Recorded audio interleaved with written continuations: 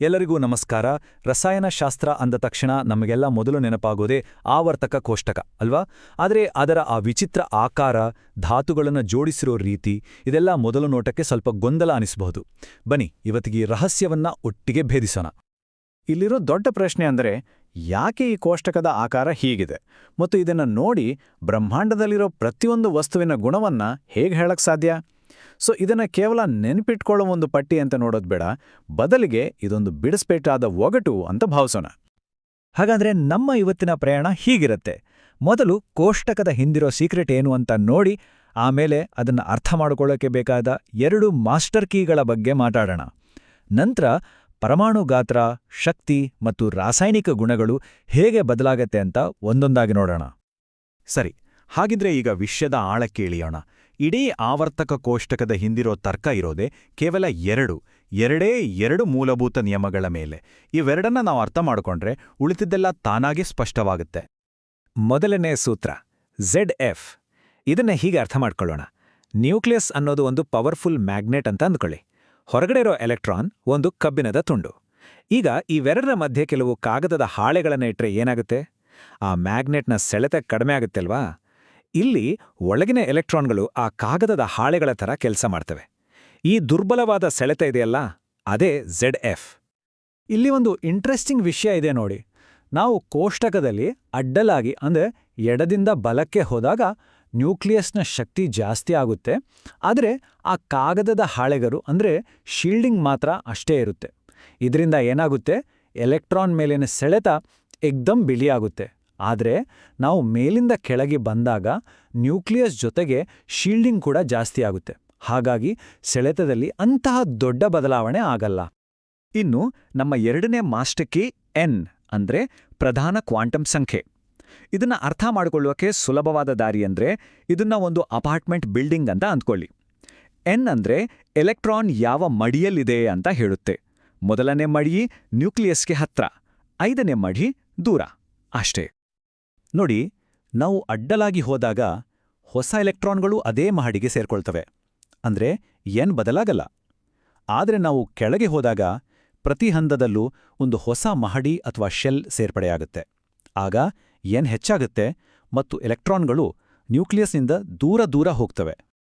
ಹಾಗಾದ್ರೆ ಇಡೀ ಕಥೆ ನಿಂತಿರೋದು ಈ 2 ಶಕ್ತಿಗಳ ಮೇಲೆ. ಒಂದು ನ್ಯೂಕ್ಲಿಯಸ್ನ ಸೆಳೆತ ಅಂದ್ರೆ ZFF, ಇನ್ನೊಂದು ಎಲೆಕ್ಟ್ರಾನ್ನ ದೂರ ಅಂದ್ರೆ N.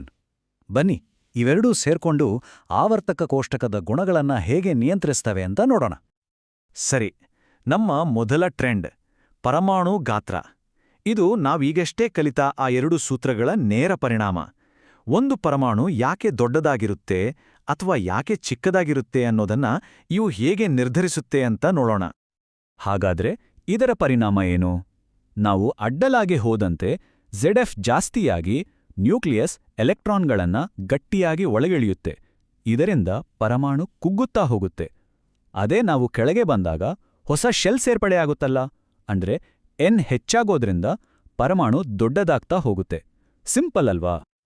ಇದನ್ನೇ ಸರಳವಾಗಿ ಹೇಳೋದಾದ್ರೆ, ನ್ಯೂಕ್ಲಿಯಸ್ನ ಸೆಳೆತ ಜಾಸ್ತಿ ಆದಷ್ಟು ಪರಮಾಣುವಿನ ಗಾತ್ರ ಚಿಕ್ಕಲಾಗುತ್ತೆ, ಎಲೆಕ್ಟ್ರಾನ್ ಮೋಡವನ್ನು ಅದು ಹತ್ತಿರಕ್ಕೆ ಎಳ್ಕೊಳ್ಳುತ್ತೆ. ಈಗ ಶಕ್ತಿಯ ಬಗ್ಗೆ ಮಾತಾಡೋಣ. ಅಂದ್ರೆ ಒಂದು ಎಲೆಕ್ಟ್ರಾನ್ಗೆ ನಾವು ಕಟ್ಟೋ ಬೆಲೆ ಅಂತಾನೂ ಹೇಳ್ಬೋದು. ಎಲೆಕ್ಟ್ರಾನ್ಗಳನ್ನ ತೆಗೆಯೋಕೆ ಅಥವಾ ಸೇರಿಸೋಕೆ ಎಷ್ಟು ಶಕ್ತಿ ಬೇಕಾಗುತ್ತೆ? ಅಯೋನೀಕರಣ ಎಂಥಾಲ್ಪಿ ಅಂದ್ರೆ ಬೇರೇನೂ ಅಲ್ಲ, ಒಂದು ಪರಮಾಣುವಿನಿಂದ ಒಂದು ಎಲೆಕ್ಟ್ರಾನ್ನ ಕದಿಯೋಕೆ ಎಷ್ಟು ಶಕ್ತಿ ಬೇಕು ಅನ್ನೋದು. ಇದು ಆ ಎಲೆಕ್ಟ್ರಾನ್ಗಿರೋ ಪ್ರೈಸ್ ಟ್ಯಾಗ್ ಇದ್ದಾಗೆ. ಇಲ್ಲೂ ಕೂಡ ತರ್ಕ ತುಂಬಾ ಸರಳವಾಗಿದೆ. ಅಡ್ಡಲಾಗಿ ಹೋದಾಗ ZF ಜಾಸ್ತಿ ಇರೋದ್ರಿಂದ ನ್ಯೂಕ್ಲಿಯಸ್ ಎಲೆಕ್ಟ್ರಾನ್ಗಳನ್ನ ತುಂಬಾ ಬಲವಾಗಿ ಹಿಡಿದಿಟ್ಕೊಂಡಿರುತ್ತೆ. ಹಾಗಾಗಿ ಅದನ್ನ ತೆಗೆಯೋಕೆ ಹೆಚ್ಚು ಶಕ್ತಿ ಬೇಕು, ಅಂದ್ರೆ ಬೆಲೆ ಜಾಸ್ತಿ. ಅದೇ ಕೆಳಗೆ ಬಂದಾಗ ಎಲೆಕ್ಟ್ರಾನ್ಗಳು ದೂರ ಇರೋದ್ರಿಂದ ಹೆಚ್ಚಿದ N ಅವನ್ನ ತೆಗೆಯೋದು ಸುಲಭ, ಅಂದ್ರೆ ಬೆಲೆ ಕಡಿಮೆ. ಆದರೆ ರಸಾಯನಶಾಸ್ತ್ರದಲ್ಲಿ ಯಾವಾಗ್ಲೂ ಕೆಲವು ವಿನಾಯಿತಿಗಳಿರ್ತವೆ. ಕೆಲವು ಸ್ಥಿರವಾದ ಎಲೆಕ್ಟ್ರಾನ್ ರಚನೆಗಳಿಂದ ಎಲೆಕ್ಟ್ರಾನ್ ತೆಗೆಯೋದು ಸ್ವಲ್ಪ ಹೆಚ್ಚು ಕಷ್ಟ.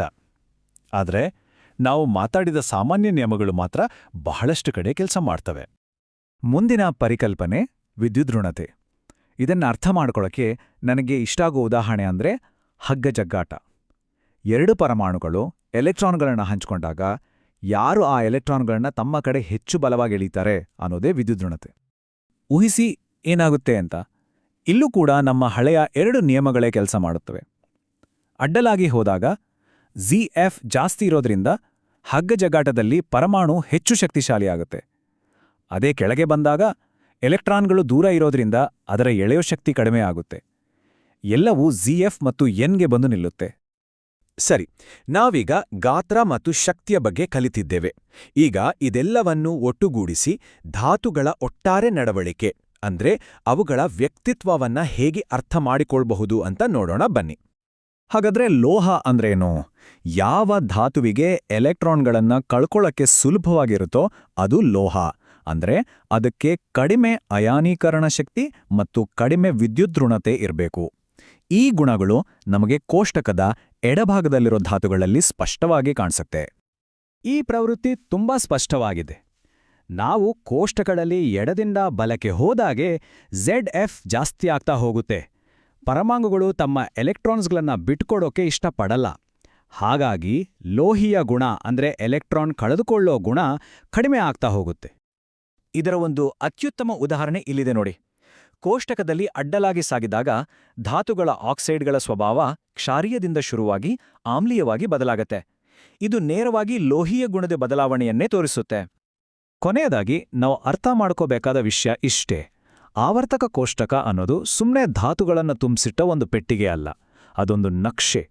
ಕೇವಲ 2 ಸರಳ ಆದರೆ ಅತ್ಯಂತ ಶಕ್ತಿಯುತ ನಿಯಮಗಳಿಂದ ನಿಯಂತ್ರಿಸಲ್ಪಡುವ ರಾಸಾಯನಿಕ ನಡವಳಿಕೆಯ ನಕ್ಷೆ. ವೈಜ್ಞಾನಿಕವಾಗಿ ಹೇಳೋದಾದರೆ ಈ ಆವರ್ತಕತೆಯ ಮೂಲ ಕಾರಣ ಎಲೆಕ್ಟ್ರಾನ್ ಸಂರಚನೆಗಳು ನಿಯಮಿತವಾಗಿ ಪುನರಾವರ್ತನೆ ಆಗೋದು. ಎಲೆಕ್ಟ್ರಾನ್ಗಳ ಜೋಡಣೆ ಪುನರಾವರ್ತನೆ ಆದಾಗ ಗುಣಗಳು ಪುನರಾವರ್ತನೆ ಆಗ್ತವೆ. ಆದ್ರೆ ಒಂದು ಕುತೂಹಲಕಾರಿ ಪ್ರಶ್ನೆ ಹಾಗೆ ಉಳಿದಿದೆ. ವಿಜ್ಞಾನಿಗಳು ಇನ್ನೂ ಹೊಸ ಅತಿ ಭಾರವಾದ ಧಾತುಗಳನ್ನ ಸೃಷ್ಟಿಸ್ತಾ ಇದ್ದಾರೆ. ಕೋಷ್ಟಕದ ತುತ್ತತುದಿಯಲ್ಲಿ ಪರಮಾಣುಗಳು ವಿಪರೀತ ಭಾರವಾದಾಗ ನಾವು ಇವತ್ತು ಚರ್ಚಿಸಿದ ಈ ಸುಂದರವಾದ ಸರಳ ನಿಯಮಗಳು ಅಲ್ಲೂ ಕೆಲಸ ಮಾಡ್ತವೆಯೇ? ಅಥವಾ ಅಲ್ಲಿ ಭೌತಶಾಸ್ತ್ರದ ಹೊಸ ಆಟವೇ ಶುರುವಾಡುತ್ತಾ? ಯೋಚಿಸಬೇಕಾದ ವಿಷಯ ಅಲ್ವಾ?